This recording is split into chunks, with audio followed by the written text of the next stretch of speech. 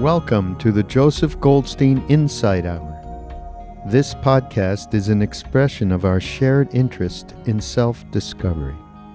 Join Joseph as he shares his deep knowledge of the path of mindfulness.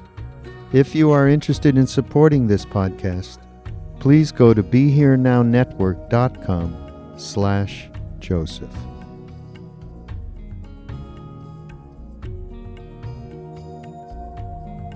Last week we began the discussion of the pivotal second step of the Noble Eightfold Path, namely right thought. Because our views lead to the way we think about things, and then our thoughts lead to actions with all their attendant consequences, it's important that we cultivate those thoughts and intentions that lead to our own happiness and welfare and the happiness and welfare of others. So thought becomes the pivotal point in this whole unfolding of our lives. As the Buddha said, bhikkhus, whatever one frequently thinks and ponders upon, that will become the inclination of the mind. I find that those few lines could become a reflection for one's whole life.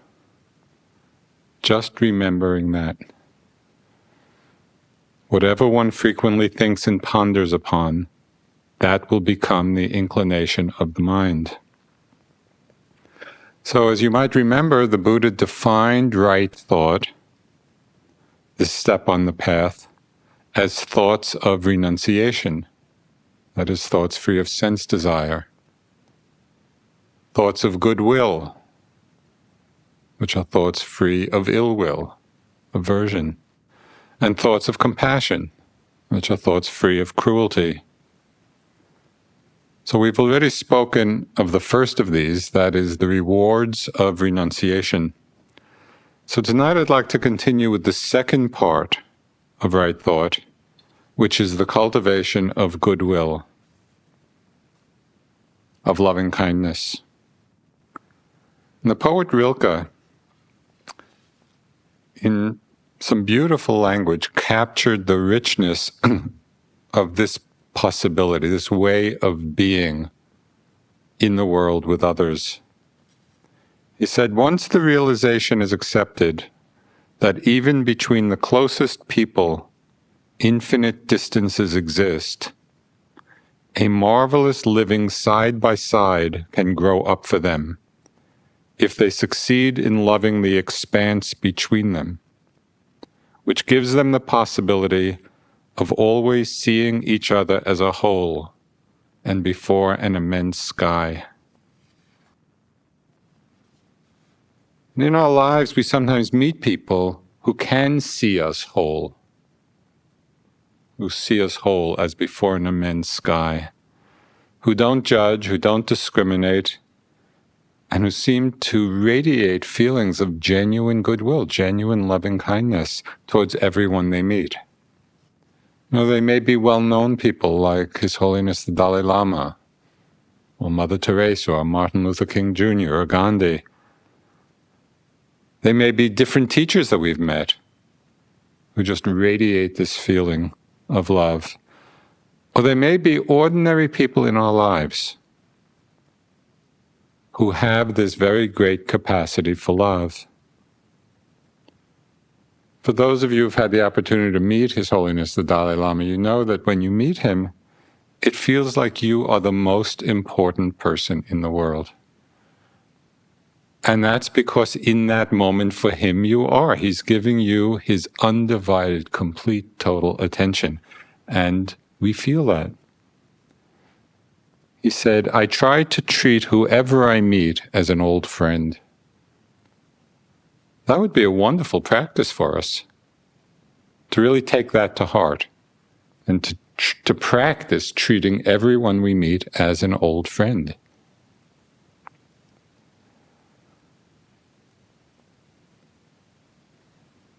Over the time of giving these series of talks, spoken a lot about Dipa, a teacher from Calcutta, who died some years ago. And she was this quite tiny woman whose heart and mind was so vast. And she had tremendous suffering in her life before she entered into the practice. She had lost 2 of her children, she lost her husband, suffered tremendously from overwhelming grief, and was really driven to the practice by her suffering. And she had this amazing journey, of quickly realizing high stages of awakening, of realization, of different states of samadhi, of all the different powers of mind. But what most characterized her when you were with her was this amazing force field of love. So this is one Sufi teacher described being hugged by Dipa Ma so thoroughly that all my 6 feet fit into her great, vast, empty heart with room for the whole of creation. And it was like that, her vast, empty, loving heart. That's what's possible. So with all of these people, when we're in their presence, their love is not because of who we are. It's not because of any position or title or wealth or status. It has nothing to do with that. It's simply because we're fellow living beings. That's the basis of their love. And this very special quality is the feeling of metta. It's the Pali word for loving-kindness. And it's the generosity and openness of the heart that simply wishes well for all beings. So there's a great simplicity in it. Simply wishing well for all beings. And although we derive great benefit from the feeling and practice of metta, metta itself does not seek self-benefit. It's not offered, it's not given with the expectation of anything in return. And even when we direct metta towards ourselves, it's simply the gateway to an open heart. And this has some very powerful consequences, not having any expectation. Because of that, metta is not dependent on external conditions. It's not dependent on people or ourselves being a certain way. So this is really important. Metta does not depend on people being a certain way. It's given without expectation, without wanting. And for this reason, metta doesn't easily turn into disappointment or turn into ill will or jealousy, as love with desire and attachment so often does. So the feeling of metta is quite unique. And what gives it its great, expansive power is that in the end, when it's well developed and well practiced, it makes no distinction between beings. It's not a feeling that's limited to those closest to us. In our lives, we may feel close to 1 or 2 or 5 or 10 or maybe even 100 people. But we don't feel close. It would be impossible to feel close to everyone in the world.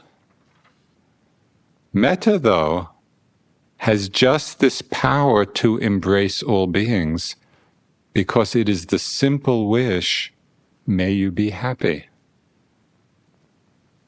It does have the power to embrace all. And for this reason, it's called one of the boundless states of heart and mind, one of the immeasurables. And we get a taste or a glimpse of this when we do the metta practice. And for those of you who have practiced in a systematic way, you know that at a certain point we start directing metta towards a neutral person. And we start with a benefactor, then a friend, then a neutral person. Well, when I was doing this practice in India and I got to the neutral person, I wasn't even quite sure at first what that meant. And so I was talking with Munindraji, my teacher, about it. He said, well, just pick somebody that you don't have any particular feelings about. So there was this old gardener in the Burmese Vihara in Bodh Gaya where I was staying, and it's a person I saw every single day. And when Munindra was talking about the neutral person, I realized, yes, this is really a neutral person. And that shocked me, because he was a person that I saw every day, and he could have been a telephone pole in the way that I was relating to him. So that was really quite shocking. But then I started doing metta. He became my neutral person. And so I was spending all day, every day, just sending loving thought, loving feelings towards him. And it was amazing, the transformation. He became my love object. And every time I saw him, it's just, my heart was smiling. This was a tremendous turning point in practice and in understanding, realizing that how we feel about people is up to us. It's not dependent on them. It does not ultimately depend on the other person or on their behavior. How we feel is up to us. And that's tremendously empowering when we realize that.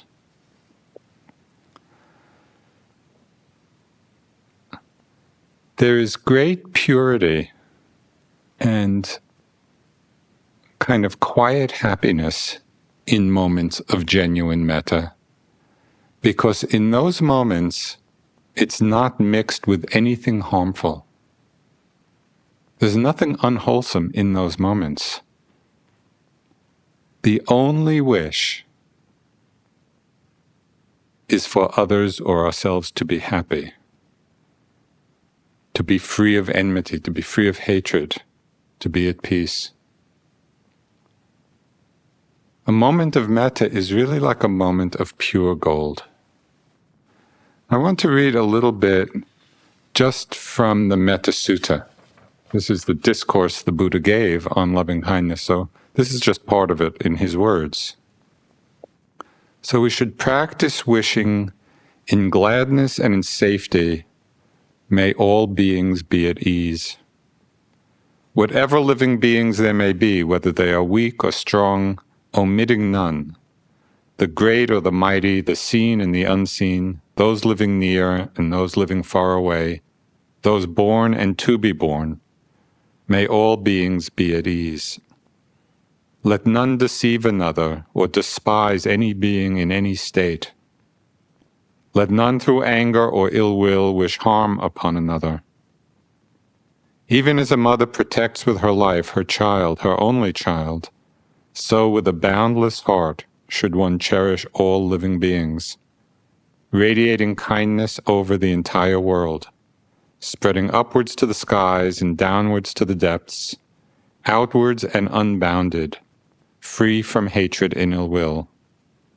Whether standing or walking, seated or lying down, free from drowsiness, one should sustain this recollection. This is said to be the sublime abiding. They're beautiful words. It's just an expression of how we can live. These feelings of goodwill and kindness, they soften us. Our hearts and minds become smoother, more pliable, more gentle. And because of this softening, there is a lessening of many of our reactive judgments and comments about ourselves as well as others. We become more patient and more caring with difficulties and disturbances. As we're less reactive, we're not so caught up in the patterns of our likes and dislikes. And it gives us more space for discerning wisdom. We can see more clearly in this field of metta. As we're less reactive, less judgmental, we can see more clearly what is wholesome and what is unwholesome. And seeing more clearly, we make wiser choices, which in turn leads to more happiness, more joy, and more metta, which leads to more clarity, which leads to wiser choices, which leads to more happiness. And so we're just on this spiral upwards.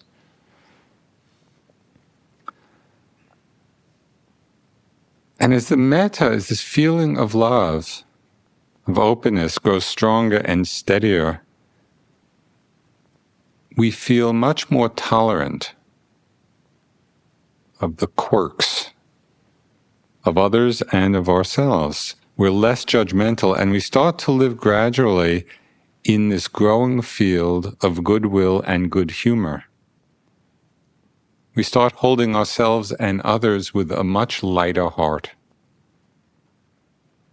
This was expressed in a very pithy way by the poet W.H. Auden when he said, "Love your crooked neighbor with all your crooked heart."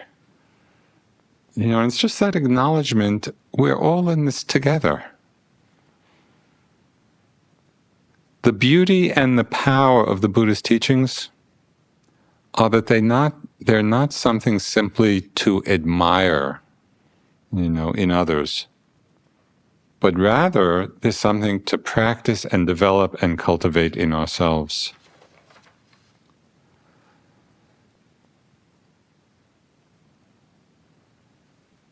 So although it's easy to recognize the value and the benevolence of this state of metta, of this feeling, still there are many times when we feel it lacking in our lives, when our hearts are not soft and our hearts are not open, when our minds are not pliable. So it's helpful to understand why. There's a powerful force in the mind that comes masquerading as love, but which actually obstructs and hinders it. It is called the near enemy of metta. And it's called the near enemy because it looks like loving-kindness, but in fact it is quite different. And that is the mind state of desire, of wanting, of longing, of attachment, of craving. The confusion of these two states, of love and desire, has enormous implications for our relationships and for how we live our lives. So just think for a moment of when you have felt the most loving. It's a generosity of the heart. It is the offering of that simple wish, may you be happy. So it's an offering of the heart, a generosity of the heart. Now think of when you felt at different times in your life a strong desire for or attachment to another person. In that strong desire or attachment, there's a feeling of wanting, of holding something for ourselves. It could be wanting pleasure, it could be wanting fulfillment, it could be wanting acceptance, even wanting to be loved. Now the energy movements of this generosity of metta and the wanting of desire are completely opposite. One is a giving and the other is a taking or a holding. So as we pay close attention to our own experience, both in formal meditation practice and just in our life experience, the distinction between metta and desire becomes increasingly clear. And it's really worth paying attention to these different feelings as they arise in our lives so we can discern the difference clearly. Not theoretically, not because somebody says so, but so we know it for ourselves. We can sometimes see, even in the practice of loving kindness itself, these two forces becoming intermingled. As we repeat each metta phrase, is it a simple expression of goodwill, a simple gift of loving attention in the moment? Or are you practicing with one eye on what we're getting from it? And I just had that experience many times when I was doing intensive metta practice. I'd be saying the phrases, but often just watching, am I getting more concentrated? Am I feeling more loving? How is it developing? And my attention was more on what I was getting or hoping to get from it than actually loving feeling for the other person.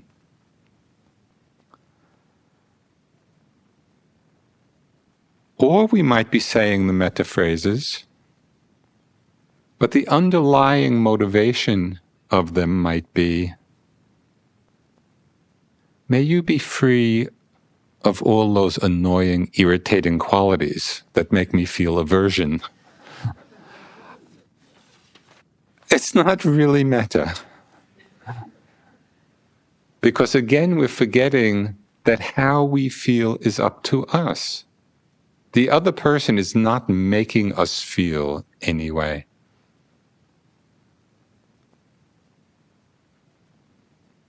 Years ago, I was in this relationship for a while, and at one point we were having this little argument, and she turned to me, and in one of the all-time great lines, she said, "Stop making me feel aversion."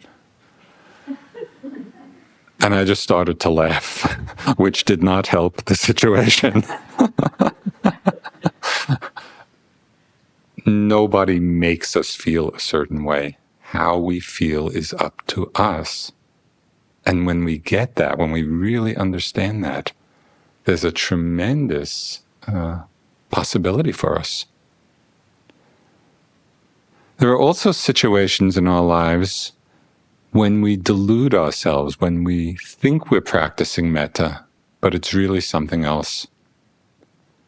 And I had an experience of this one time. I was visiting a friend out in Western Mass, and I was going for a walk, and just a neighbor had this little dog who was quite aggressive and kind of came out and was barking. And so I started doing metta. I thought, I'll just chill it out. Be happy, be happy, be happy. And it came over and bit me. And I realized I wasn't doing metta. I was really saying, be happy, stay away. Be happy, don't come closer. It was really an expression of fear, not love. So we can't fool the mind, and we can't fool the world. We need to really look and see, is it a simple, genuine expression of goodwill? As we become more discerning in our direct experience of the difference between the feeling of love and the feeling of desire, it then becomes possible to slowly disentangle these two. And we understand more clearly the consequences of each of these states respectively. In our close relationships, does fear or insecurity or possessiveness or projection, which of these states does that come from? Does that come from metta or from desire? Which of these two feelings brings us happiness, completion, contentment? Is it metta or is it desire? So we need to check it out. We need to discern the difference between the feelings and also understand what each one of them brings. So as we learn to distinguish between loving kindness and desire, we then can make some wise choices. Which feelings do we practice? Which do we cultivate? Which do we let go of?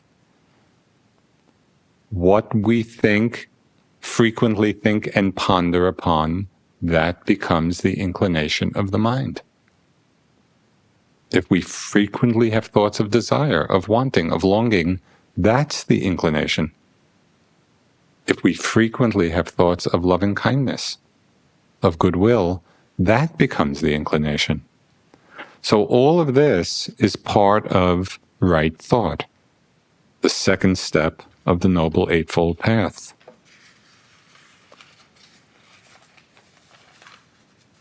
All of this doesn't mean, however, that as soon as we say the first phrase of metta, all our desires and attachments suddenly and miraculously disappear. But as we become more familiar with the unique characteristics of metta, and I found it a very good practice, both in the formal times of doing loving-kindness meditation and just in my life, I found it very helpful when the feeling of loving-kindness, when the feeling of metta arises and is strong and is clear, to actually stop for a moment and frame that feeling just for that moment.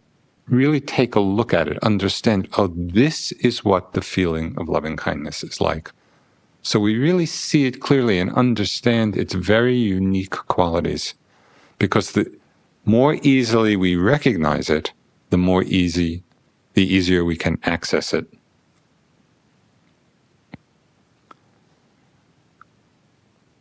And as we develop and cultivate this feeling, it becomes more the way we are than simply something we do.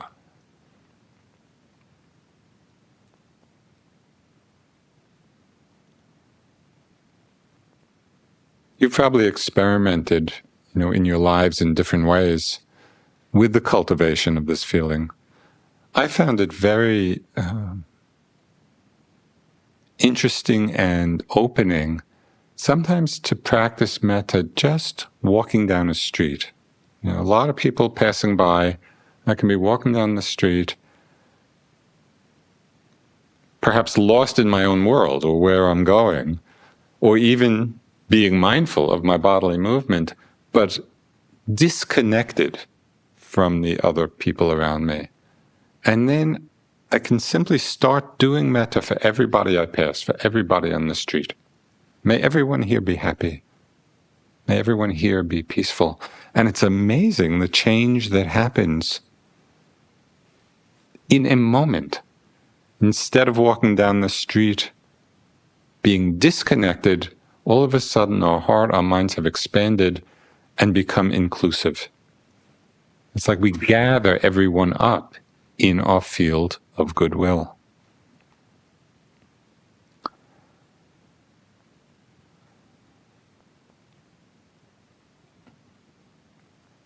In our understanding and practice of loving kindness, sometimes I find it easier to connect with the kindness aspect than with the love aspect. Because in English, love is a very grand word. It's kind of a big word, and it's very subtle and complex in its meaning. And our understanding of love has very often been so powerfully conditioned by forces in our society. Our notion or our understanding of love may be conditioned by movies we've seen, or books, or advertising, or even by our own fantasies. And in the light of all this, people can often feel that they're not loving enough, or that somehow they don't have a capacity for this kind of love. Maybe we think that it should be some great ecstatic feeling that sweeps us away, on waves of bliss, and then we get disappointed or discouraged when that's not our experience.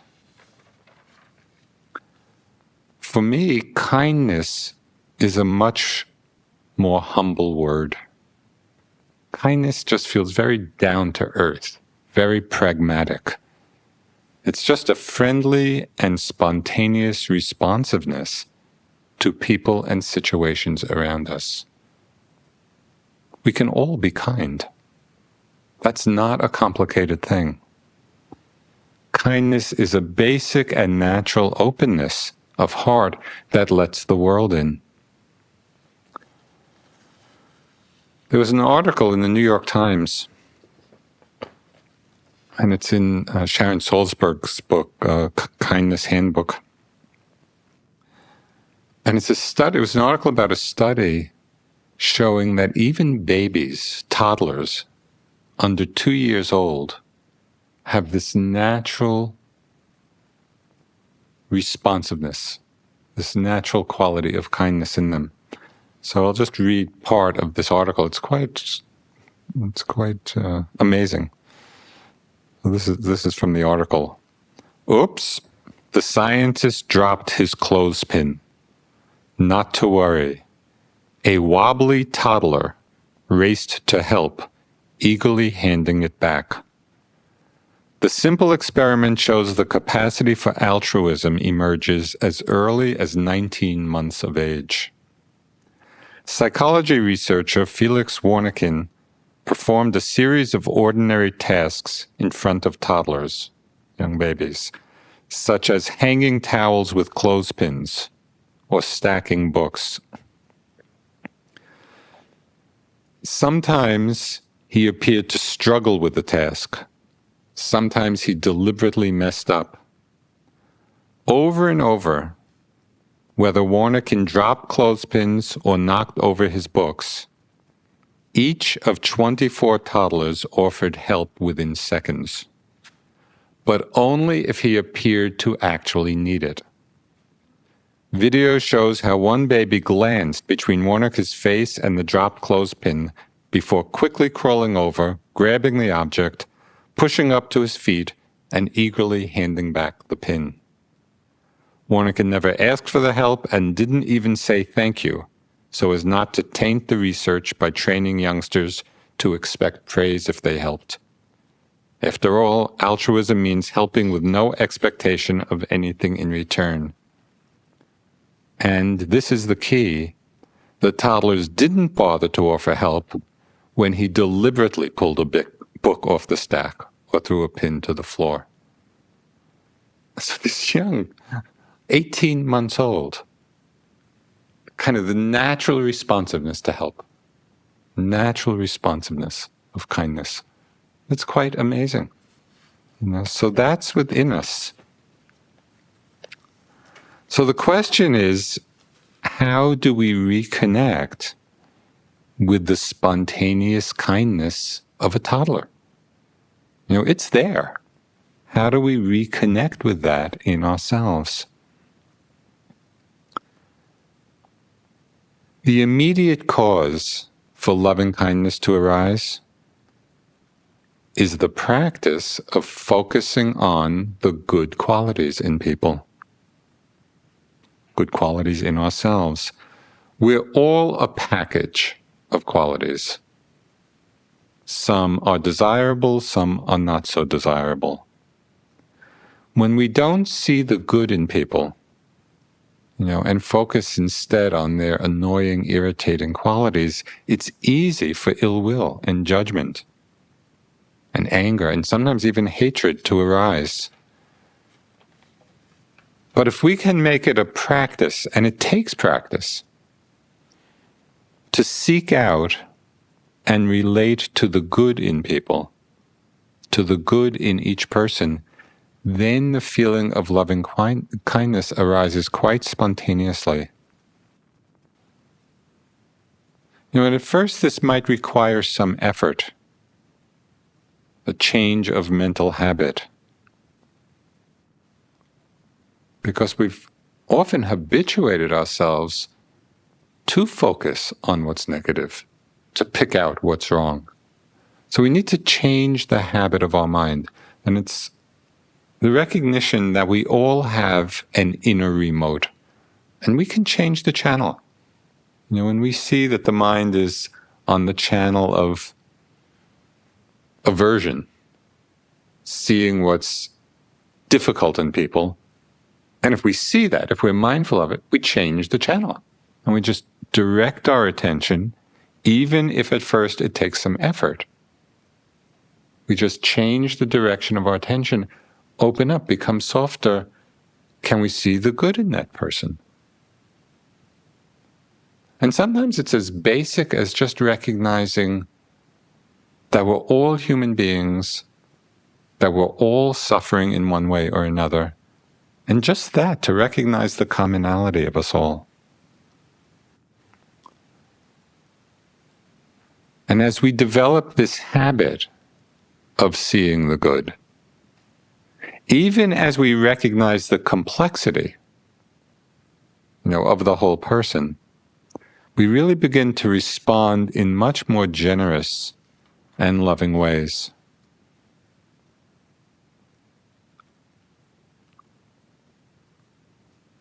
And as we do this, there's a wonderful consequence. And that is, as we see the good in others, we begin to feel gratitude for the good that others have done for us in our lives. And the Buddha called gratitude one of the most beautiful and rare qualities of living beings. We so easily live our lives taking for granted the kindnesses that people have shown us, the help that people have offered us. When we feel gratitude, whether it's to particular people or to life itself, when we feel gratitude, metta, loving kindness, flows quite naturally. In the silence of meditation, and this is one of the things that I've seen so often, and as I'm sure you have, in the silence of a retreat, very often we start thinking of people we haven't thought of in years. Maybe people from far in our past. And because our minds are much more open and less defensive, we begin to see that metta is a basic quality of awareness itself. As we're sitting, doing our mindfulness practice, we become much more open, and these thoughts perhaps of people haven't thought of in years. And in that space of awareness, because we're less defensive, because we're more open, the feeling is one of goodwill, of loving kindness. Dipa said something interesting about this. Someone once asked her whether they should be practicing mindfulness or loving kindness. And Dipa answered, "From my experience, there is no difference." For her, love and awareness were one. When you are fully loving, aren't you also mindful? And when you are fully mindful, is this not also the essence of love? And I think this is an important understanding, that even though there are some specific meditation techniques, they really are aspects of each other.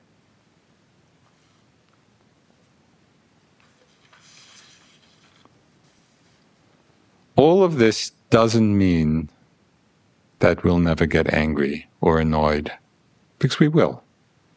And as the Dalai Lama said, sometimes I do get angry, but deep in my heart, I don't hold a grudge against anyone. I think that's a very important statement. It's acknowledging that we will have our reactions. But deep in our heart, at the foundation, at the base, are we holding on to grudges? Or is there that reservoir of goodwill?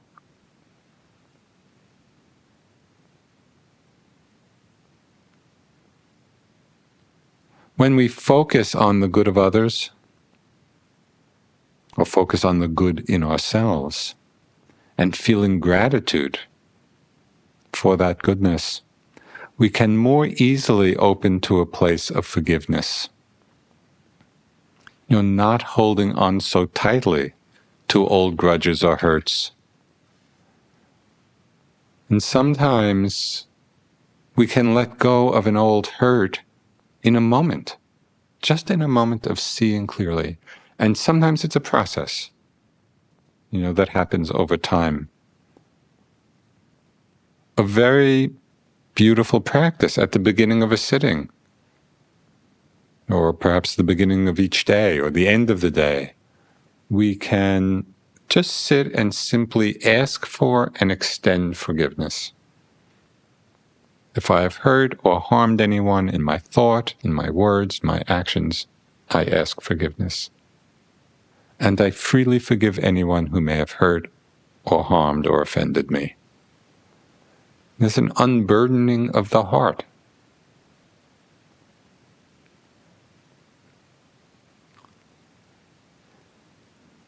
Even with very difficult people, we can reflect on our basic intention of goodwill. Sometimes we might need to adjust the phrases. This came up very strongly after 9/11. And I was teaching a retreat, and we were doing the Metta practice, and the person who was leading the Metta, we went through the different categories and suggested sending Metta even to those, who had flown the planes into the towers. Now, there were people from New York at that retreat who there was just no way, and they, in a very honest way, said, there's no way that I can express metta for these people who cause so much harm and destruction. So it really made me reflect, what does metta mean in that context? What would it mean to have a feeling of metta for someone who has done us or other people tremendous harm? And as I reflected on this,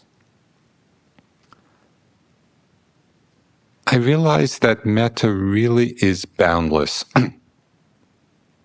Because wouldn't it be possible for us to wish for all beings to be free of enmity, to be free of hatred? Is there anybody that we would exclude from that wish? Because those are the very causes of destructive action. And so our metta does not always have to be, love and light and sweet language, may you be happy, may you be peaceful, which in certain situations just might not fit, might not resonate with us. So we look in each situation, what's the appropriate expression of metta? May you be free from hatred. May you be free from enmity. May you be free from ill will. May you be free from fear. These are things that we can wish for all. There's no one who needs to be excluded from that wish. And that is the power of metta.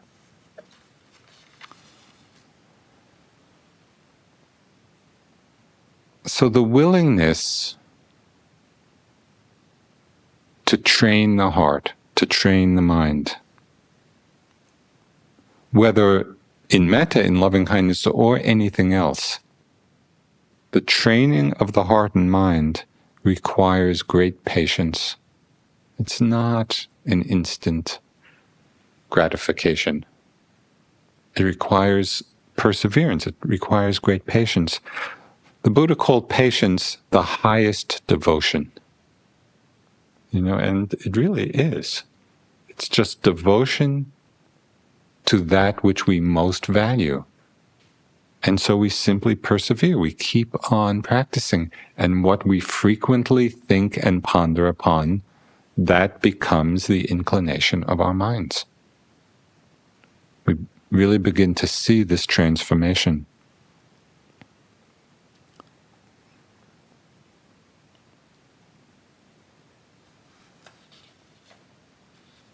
So I'd just like to close with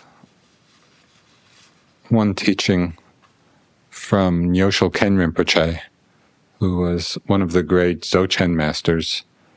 And he was very earthy, and this teaching is very down to earth. That's what I like about it. I would like to pass on one little bit of advice I give to everyone. Relax. Just relax. Be nice to each other. As you go through life, simply be kind to people. Try to help them rather than hurt them. Try to get along with them rather than fall out with them. With that, I will leave you, and with all my good wishes. It's so simple. And it takes practice. So let's sit for a few moments. You say a few words about I'm going to take some questions tomorrow morning. So why don't we bring it up then?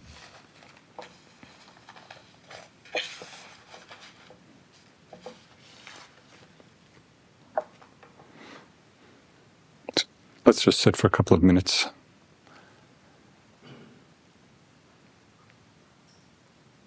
With thoughts of goodwill.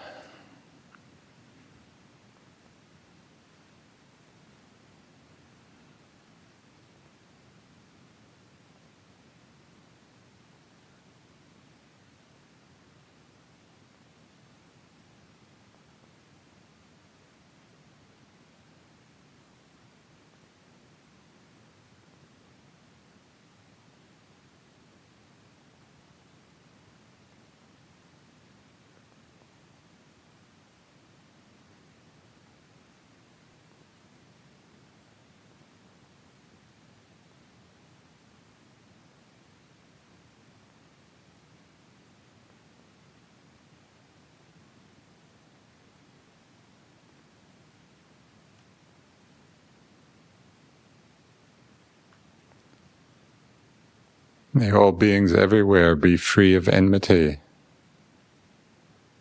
be free of hatred, be free of ill will.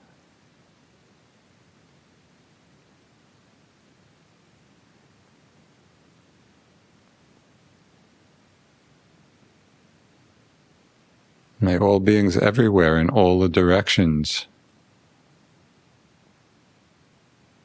be free of fear, be free of all harm and danger.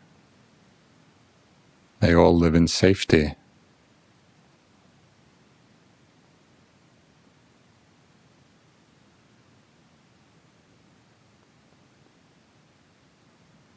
And may all beings everywhere live happily and at peace.